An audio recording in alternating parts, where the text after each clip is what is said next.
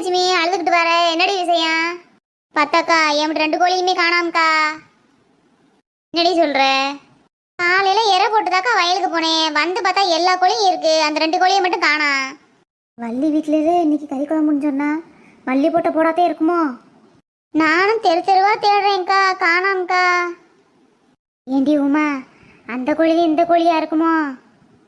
நீ வேற பேசாம இருடி, ஏதாச்சும் சொல்லி மாட்டிக்கிறாதடி, அப்புறம் நமக்கு குழம்பு கிடைக்காது. எனக்கு என்னமோ நெட்டவெளி போட்ட போடாதே இருக்குமோன்னு தோணுது. இருந்தாலும் இருக்கு, இன்னைக்கு அவ வீட்டில் நாட்டுக்கோழி குழம்பு சூப்புன்னு எல்லாம் வச்சிருக்காங்க.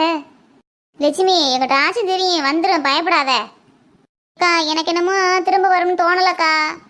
ஆமா, அது இன்னி யாரும் எந்த குழந்தைல கோச்சுக்கிட்டு இருக்குன்னு தெரியலையே. அம்மா அமைதியாக கூடாது, நம்மளும் பேசணும்.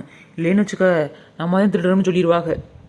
லட்சுமி அக்கா, கோழி திருட எவனாச்சும் பிடிச்சிட்டு போய் சந்தையில் வித்துருப்பேன் கண்ணியாரா. ஆசையா வளர்த்தேன் என் பிள்ளைக்கு.